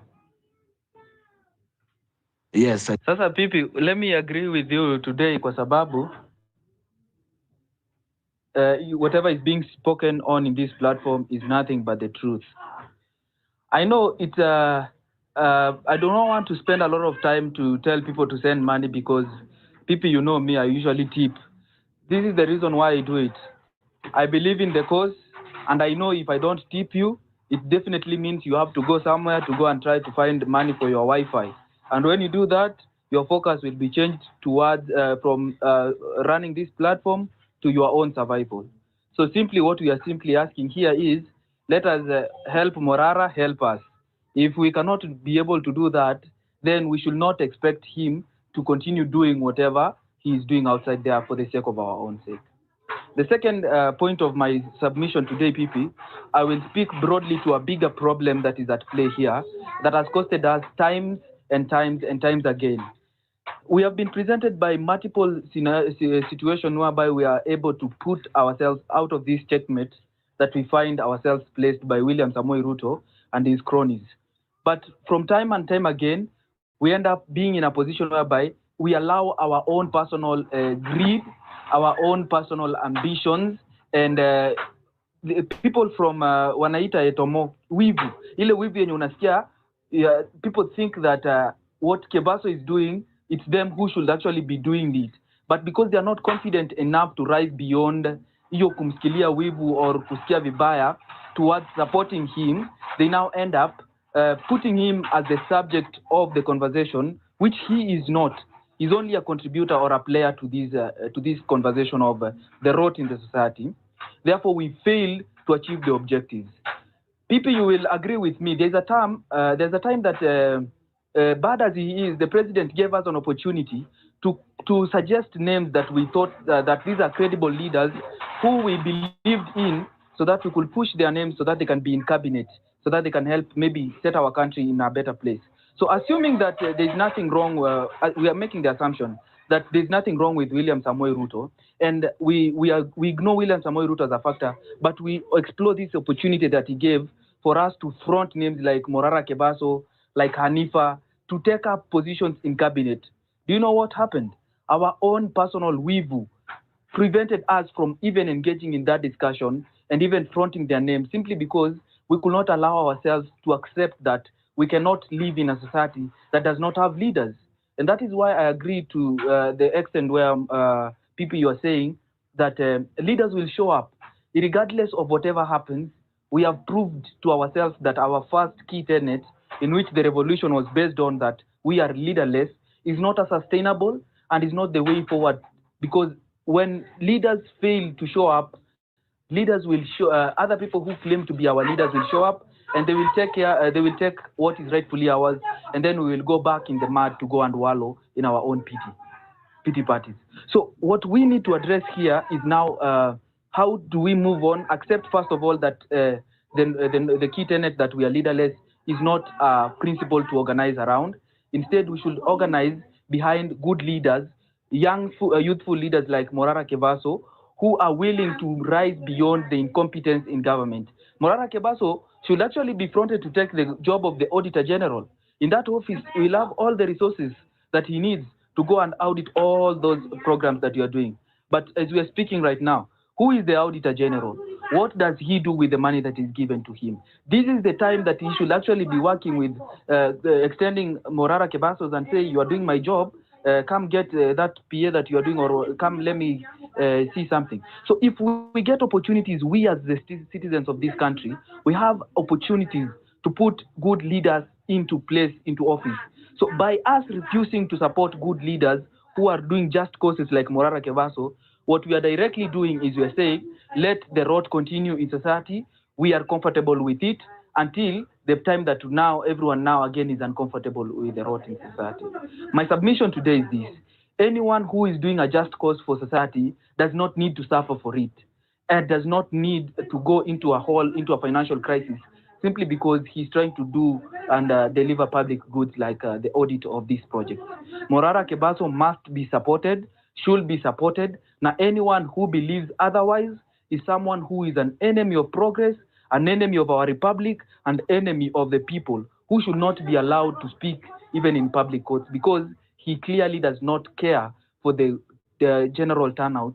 And that is the idea that the society must, people in the society must behave themselves by doing the job that they were given to them. Support Morara Kebaso. When you get an opportunity, you have 50 shillings, 100, send into the tip jar for a pipita. Any other person, blogger who is doing some good work towards the society must always be supported. Because at the end of the day, these people, they still have their own personal goals that they have to achieve, but they cannot sacrifice that at the extent of giving services to or public goods to us when we are not willing to support them, even in their meanest of jobs. If we do not support, this is what will happen, PP. If we do not support Morara Kebaso today, trust me, when William Samoei Ruto is coming from abroad, he will pay him. He will buy him out. And that's what Morara Kebaso is against. He's saying, instead of me being bought out, let me do this and you guys support me because I want to serve you honestly and gently.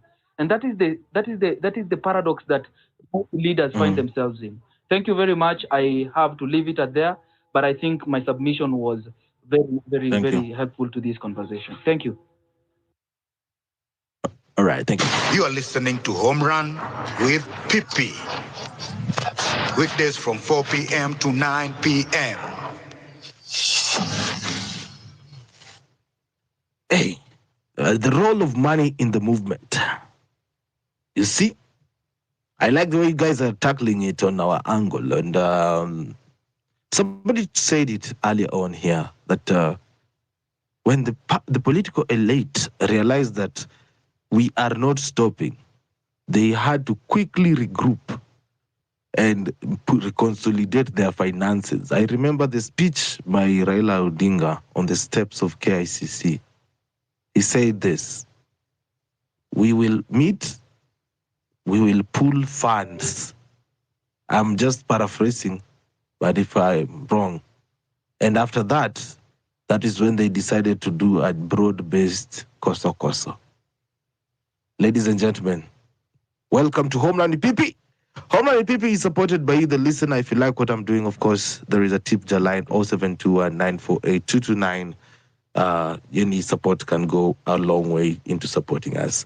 I see a lineup of new speakers here before I go to DK Gift, who's going to be taking us around 6:45. Kim. Habari Kim. Sijui kama huko. I am here really following on this very, very good conversation. Yeah, and I still don't get to understand how we don't really get to see these simple divide and rule tactics that get applied to us. Za kutufanya we lose focus on our main agendas here. Now, for these people who are acting as the Mr. and Mrs. accountability on our very, very private platforms, I just decided to go into that website, the ORPP, the Office of the Registrar of Political Parties, just so I could do numbers kwa watu so that they see, wacha hiyo shilingi yako una complain ati tukipatia Morara. I want you to see your taxes venye zinatumika na these so-called political parties, and then I give you the justification yenye inatumiwa to allocate such funds.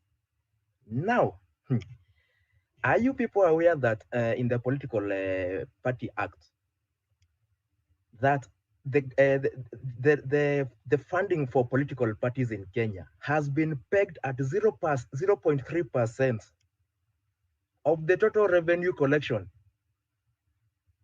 Sijui kama mnanipata? 0.3% of the total revenue collection ya KRA revenue. Now, if we try to actually you have to realize it is the main source of political party funding, unlike when watu walikuwa nasema hapa members contribution in. Members contribution, donation, subscription fees, those are just other avenues. The main ni pesa unapiganianga kutoka kwa gava. Now, let me try to put this 0.3% of revenue into perspective. The revenue collected in the financial year 2022-2023, KRA iliokota 2.166 trillion. 0.3% of that ni 6.498 billion. Hiyo ndio sasa akina baba pale na akina Ruto na chama zao wanaenda kugawana 6.498 billion. Lakini nyinyi mkijaribu kuchangia Morala kidogo ama mkifanya mchanga kenu kidogo hapa na pale because of some problems that are facing our fellow Kenyans, they have.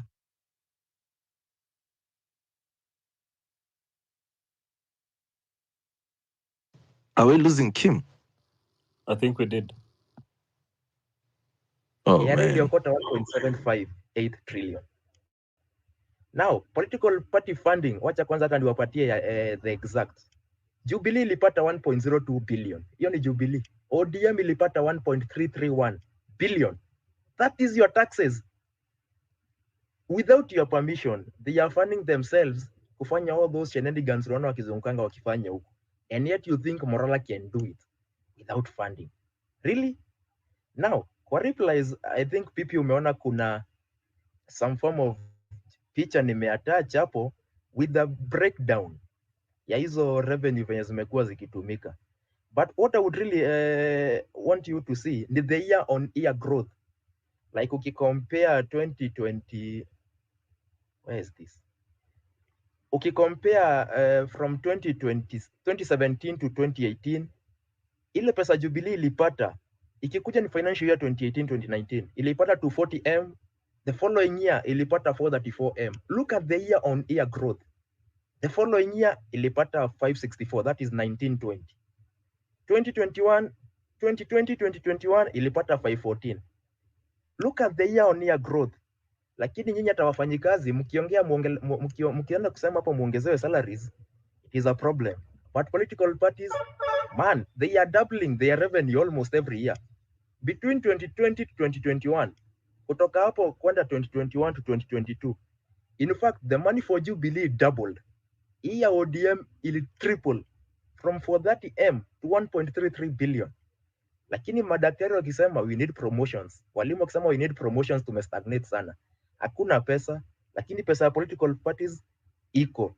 Nyinyi mkijaribu kuraise yenu in a very legit way because ni pesa tumesweatia, mnaanza kugongwa na laws here and there, bringing a lot of problems.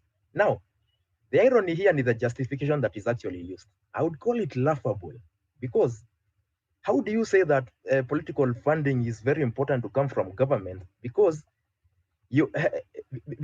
according to the democratic uses yenye inafaa kuwa inatumika hapo, among others, one, ati ni conduct civil education in democracy and other electoral processes. Ushaiona political party yenye una supporting hapo ikikuja kufanya hizo vitu kwa kijiji. Morara is even doing better with those few shillings zake. Watch these billions I'm mentioning here. Now, they also say they are promoting active participation by individual citizens in the political life. Ulisikia wapi serikali can encourage young people? In fact, they do what they can to suppress you guys, to suppress us. Tusiwahi ingia kwa hizo meza zao, tusiende kuzishake huko mbele. They also talk of promoting representation in parliament, pale kwa county na national, talking among others, people with disabilities, youth, ethnic and other minorities, marginalized communities. They are really using as a spawns justifications ya kujifund. They are really promoting, encouraging youths waingie pale. They want to do civil education kwa youths so that they can join these political movements, vie for this seat na wazipate.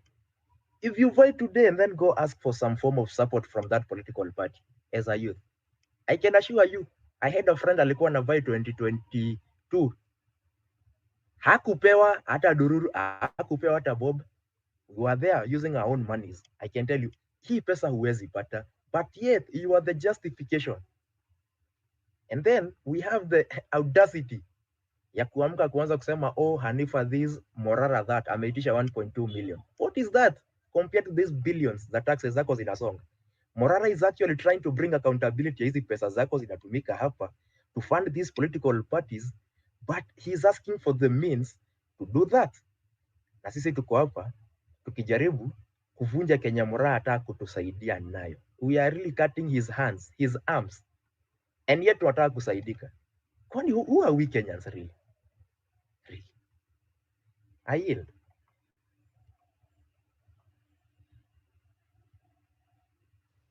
I think tupoteza nani Kim ama. Hapana, ameyield.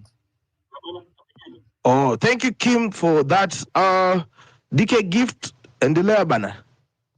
Asante sana Pipi. Asante sana. Today's discussion is a seriously heavy one, and so as I go on, I see two hands already up.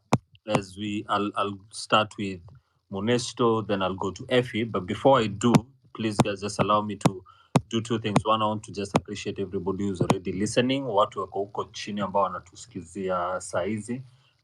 Just to mention but a few, I see Captain, naona Captain Ikwa, naona Esther Ngigi, naona Saladi, I can see Wycliffe, naona Phyllis, Martin, naona Alan, naona Joel, O'Brien, Anko, naona Hems. Asanteni sana for all of you. Pia kina Ochani are down there. Thank you for every one of you who's tuned in.